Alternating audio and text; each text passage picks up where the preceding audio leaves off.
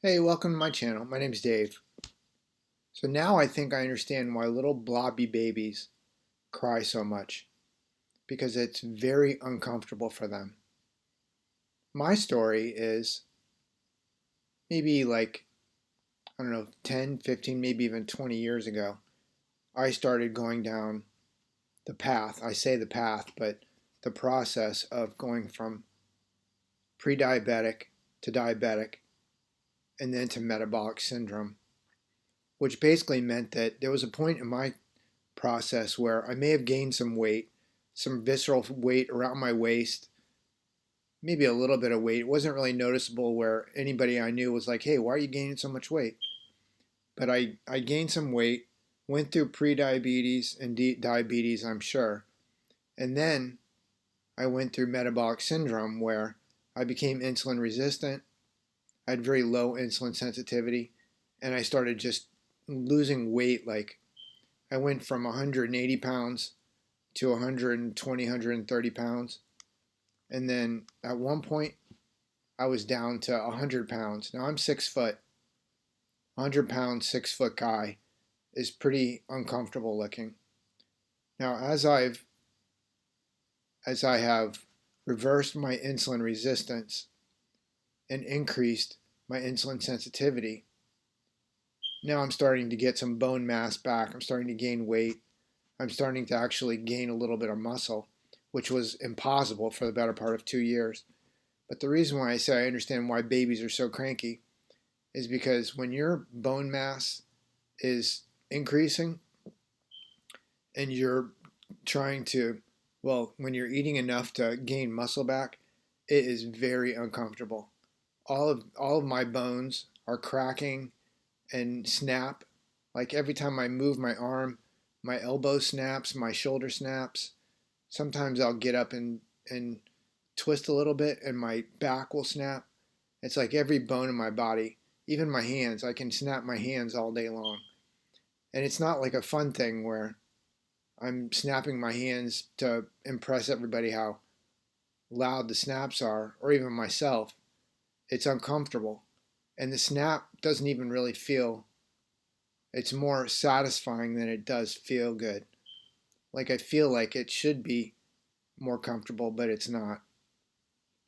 But so if if if if babies growing and bulking out is anything close to as uncomfortable as it is getting insulin sensitivity back and built and getting and growing bone mass and growing out muscle, then I can understand why babies cry.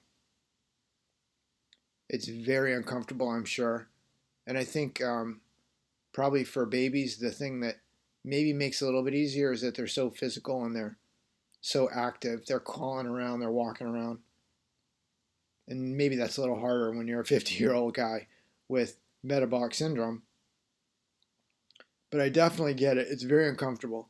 Even just laying down and trying to relax is uncomfortable because your body, it's even, when the muscle on your back starts growing back and coming back, it makes it so that any position you're on your back is uncomfortable.